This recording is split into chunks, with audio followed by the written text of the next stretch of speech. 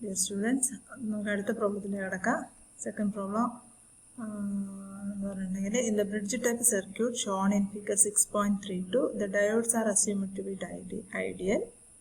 Find DC output voltage, peak inverse voltage, output frequency. മൂന്ന് factors ആണ് കാണുന്നത്. ഈ സർക്യൂട്ട് നോക്കിയാൽ ഒരു ബ്രിഡ്ജ് റെക്ടിഫയർ ആണ്. ഇൻപുട്ട് വോൾട്ടേജ് എന്ന് പറഞ്ഞിട്ടുണ്ടെങ്കിൽ ഇൻപുട്ടിലെ RMS വോൾട്ടേജ് ആണ് 230 വോൾട്ട് 50 ഹെർട്സ്. പ്രൈമറി ടേൺസ് 4 ആണെങ്കിൽ സെക്കൻഡറി ടേൺസ് 1 ആണ്. സ്റ്റെപ്പ് ഡൗൺ ട്രാൻസ്ഫോമർ ആണ്. ദെൻ ലോഡ് റെസിസ്റ്റൻസ് എന്ന് പറഞ്ഞിട്ടുണ്ടെങ്കിൽ 200 ഓം ആണ്. ഡയോഡ് റെസിസ്റ്റൻസ് 0 ആണ്. അതായത് ഐഡിയൽസ് ഡയോഡ്സ് ആണ്. സോ ഡയോഡ് റെസിസ്റ്റൻസ് RF 0 നേടാൻ പറ്റും. അപ്പോൾ നമുക്ക് ഫസ്റ്റ് ഓഫ് ഓൾ നമുക്ക് സെക്കൻഡറിയിലുള്ള വോൾട്ടേജ് കാണണം. ഇവിടെ രണ്ട് ടെർമിനൽസിൻ്റെ ഇടയ്ക്കുള്ള വോൾട്ടേജ് കിട്ടാൻ നമുക്ക് VM ആണ്. നമുക്കിവിടെ ഉള്ളത് RMS വോൾട്ടേജ് ആണ്. അപ്പോൾ അതിൻ്റെ കറസ്പോണ്ടിങ് RMS സെക്കൻഡറി എന്ന് പറഞ്ഞിട്ടുണ്ടെങ്കിൽ നമുക്ക് ഇക്വേഷൻ യൂസ് ചെയ്യാം. ഇക്വേഷൻ നിങ്ങൾക്ക് ഓർക്കുന്നുണ്ടാവും. VP/VS is equal to NP/NS ആണ്.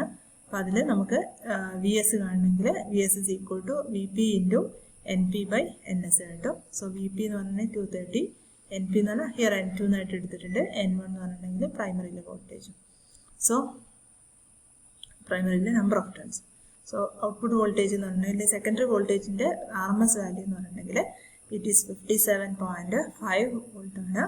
കറസ്പോണ്ടിങ് ആയിട്ട് മാക്സിമം വാല്യൂ എന്ന് പറഞ്ഞാൽ VM is equal to 57.5 into √2, that is equal to 81.3 volt എന്ന് കിട്ടും. ഇനി നമുക്ക് നെക്സ്റ്റ് വേണ്ടത് പ്രോബ്ലം നോക്കുകയാണ്. DC ഔട്ട്പുട്ട് വോൾട്ടേജ് ആണ്. DC ഔട്ട്പുട്ട് വോൾട്ടേജ് എന്ന് പറഞ്ഞിട്ടുണ്ടെങ്കിൽ IDC കിട്ടണം. IDC കിട്ടണമെങ്കിൽ നമുക്ക് ആദ്യം VDC ആണ്. VDC എന്ന് പറഞ്ഞിട്ടുണ്ടെങ്കിൽ ഇറ്റ് ഈസ് ഫുൾ വേവ് റെക്ടിഫയറിൻ്റെ കേസിൽ ഇറ്റ് ഈസ് 2VM/π ആണ്.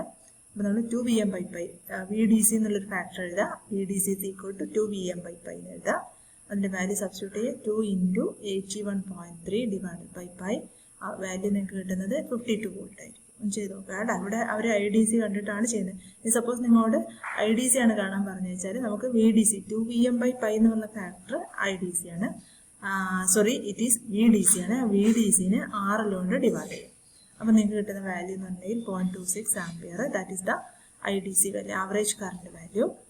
അതൊന്നും വേണമെങ്കിൽ നിങ്ങൾക്ക് VDC ഔട്ട്പുട്ട് വോൾട്ടേജ് കാണാൻ പറ്റും. അത് IDC into RL that is equal to 52 volt. ഇവിടെ ചെയ്തെന്താണെന്ന് വെച്ചാൽ IDC RL മൾട്ടിപ്ലൈ ചെയ്ത് നോക്കൂ. 2VM/π into RL by RL into RL. So it will be 2VM/π itself. So first ക്വസ്റ്റ്യൻ്റെ ആൻസർ DC ഔട്ട്പുട്ട് വോൾട്ടേജ് ആണ്. DC output voltage will be equal to 52 volt എന്നായിട്ട്. ഇനി second part എന്ന് പറഞ്ഞാൽ peak inverse വോൾട്ടേജും third one output frequency. Peak inverse voltage എന്ന് പറഞ്ഞിട്ടുണ്ടെങ്കിൽ നമുക്കറിയാം ഇതിൻ്റെ കേസിൽ പീക്ക് ഇൻവേഴ്സ് വോൾട്ടേജ് എന്ന് പറഞ്ഞിട്ടുണ്ടെങ്കിൽ സെയിം വോൾട്ട് തന്നെ ആയിരിക്കും. ഇവിടെ VM എന്ന് പറയുന്ന വാല്യൂ 81.3 ആണ്. So it is equal to full wave റെക്ടിഫയറിൻ്റെ കേസിൽ PIV ഈസ് ഈക്വൽ ടു ഇവിടെ ഏതാ bridge rectifier, full wave bridge rectifier. So it is equal to PIV is equal to VM itself, that is equal to 81.3. നിങ്ങൾക്ക് frequency വരെ output frequency double the input frequency ആണ്. It will be 2 into 50, that is equal to 100 hertz ആയിരിക്കും. Okay, ഇനി അടുത്ത പ്രോബ്ലത്തിലേക്ക് വരാം. ഇതിൽ figure 6.331 and figure 6.332 show the center tap and bridge type circuits having the same load resistance and transformer turn ratio. The primary of each is connected to 230 volt 50 hertz supply. Find the DC voltage in each case. PIV for each case for the same DC output assumes the diodes to be ideal. Okay, ഇതിൽ first one ഒരു full wave central tap transformer ആണ്. Second one ഒരു bridge transformer ആണ്, bridge rectifier ആണ്. ഇതിൽ നമുക്ക് first input voltage same തന്നെയാണ്. 230 volt RMS value input ഉണ്ട്. ടേൺസ് റേഷ്യോ രണ്ട് കേസിലും 5:1 റേഷ്യോ ആണ്. ലോഡ് റെസിസ്റ്റൻസ് 100 ഓം ആണ്. അപ്പോൾ നമുക്ക് ആദ്യം ചെയ്യേണ്ടത് സെക്കൻഡറി വോൾട്ടേജ് ആണ്. സെക്കൻഡറി വോൾട്ടേജ് കിട്ടണമെങ്കിൽ it is equal to this is primary voltage VP into turns ratio, that is VP into NS/NP എന്നുള്ള ഫാക്ടർ ഉണ്ട്. That is equal to 230 into 1/5, that is equal to 46 volt. നമ്മൾ use ചെയ്യുന്ന equation എന്ന് പറഞ്ഞിട്ടുണ്ടെങ്കിൽ VP/VS is equal to NP/NS. Okay, അപ്പോൾ ഇവിടെ നമ്മൾ RMS value ആണ് കിട്ടിയിരിക്കുന്നത്. അതിന് മാക്സിമം വാല്യൂ ആക്കാൻ എന്ത് ചെയ്യണം? 46 into √2 65 വോൾട്ട് കിട്ടും. ഇനി ആദ്യത്തെ കേസിൽ അതെന്ന് പറഞ്ഞിട്ടുണ്ടെങ്കിൽ നമുക്ക് ഈ വോൾട്ടേജ് ഇതിൻ്റെ ട്രാൻസ്ഫോമറിൻ്റെ രണ്ട് ടെർമിനൽസിന് ഇടയ്ക്കാണ് ഈ 65 വോൾട്ട് വരുന്നത്. നമുക്ക് വേണ്ടത് വി എന്ന് നമ്മൾ യൂഷ്വലി നോട്ടേഷൻ കൊടുക്കാറുള്ളത് ട്രാൻസ്ഫോമറിന്റെ ഒരു ടെർമിനലും അതിന്റെ സെന്റർ ടാബും തമ്മിലാണ്. അപ്പോൾ ഇതിന്റെ ജസ്റ്റ് ഹാഫ് ആയി. അപ്പോൾ ഇവിടെ വി എം ഫിഗറിൽ മാർക്ക് ചെയ്തിരിക്കുന്നത് 65/2 that is equal to 32.5 volt ആയിരിക്കും. ഇനി അതിൽ ആവറേജ് കറണ്ട് കാണണമെങ്കിൽ നമ്മൾക്ക് എന്ത് ചെയ്യാന്ന് വെച്ചാൽ ആദ്യം നേരത്തെ ചെയ്ത പോലെ തന്നെ വി ഡി സി എന്നുള്ള ഫാക്ടറാണ്. വി ഡി സി ഈ കേസിൽ 2Vm/π ആണ്. വി എം ഉണ്ട് നമ്മളെ കയ്യിൽ, പൈ അറിയാം. 2 സബ്സ്റ്റിറ്റ്യൂട്ട് ചെയ്ത് കഴിഞ്ഞാൽ നിങ്ങൾക്ക് first of all V D C കിട്ടും. ആവറേജ് കറണ്ടിന് പകരം നിങ്ങൾക്ക് ഡയറക്റ്റ് ആവറേജ് വോൾട്ടേജ് കിട്ടും. So it is equal to 2Vm/π തന്നെയാണ്.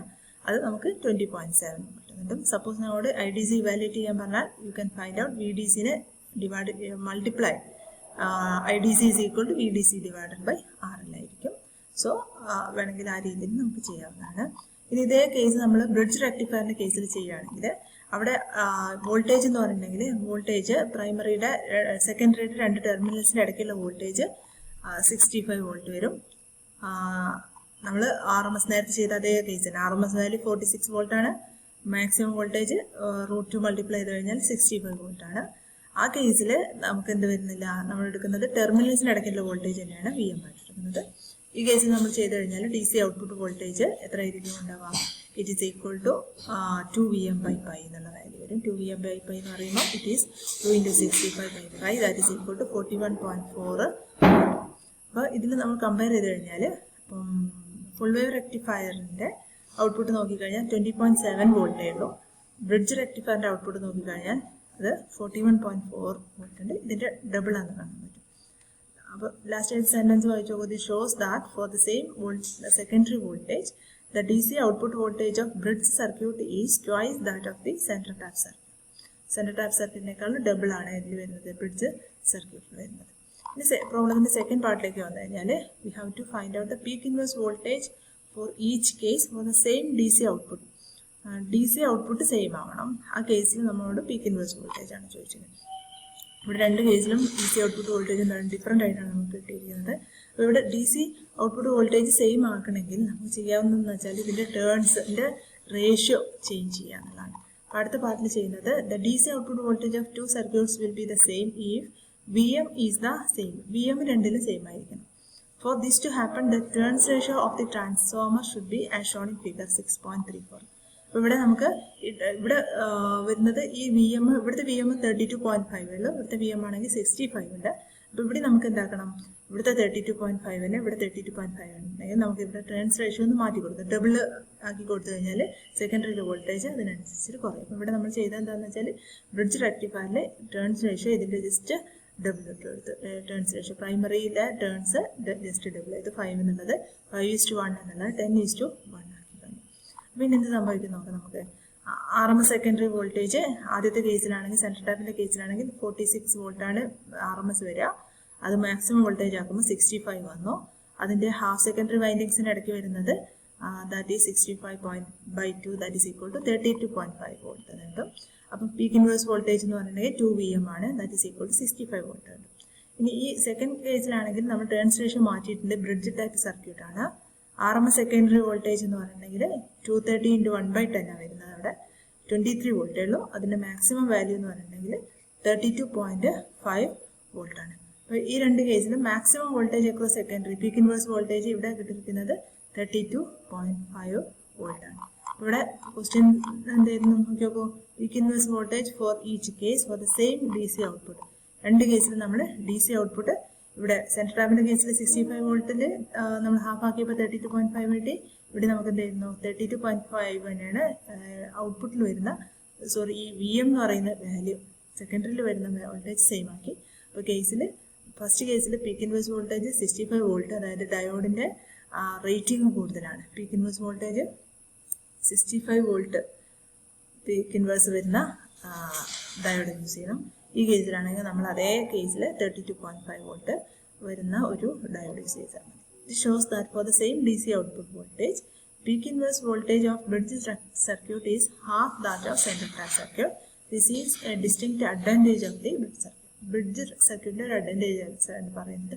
അതായത് ഡയോഡിൻ്റെ റേറ്റിംഗ് കൂടിയ ഡയോഡ് കിട്ടാൻ കുറച്ച് ബുദ്ധിമുട്ടുള്ള കാര്യമാണ്. അപ്പോൾ അത് നമുക്ക് എന്ത് ചെയ്യാൻ പറ്റും, അതേ സാധനം തന്നെ നമുക്ക് ഒരു ബ്രിഡ്ജ് ടൈപ്പ് സർക്യൂട്ട് മാനുഫാക്ചർ ചെയ്ത് കഴിഞ്ഞാൽ അവിടെ നമുക്ക് യൂസ് ചെയ്യുന്ന ഡയോഡിൻ്റെ റേറ്റിംഗ് നമുക്ക് 32.5 ആക്കിയിട്ട് അതായത് ജസ്റ്റ് ഹാഫായിട്ട് റെഡ്യൂസ് ചെയ്യാൻ പറ്റും.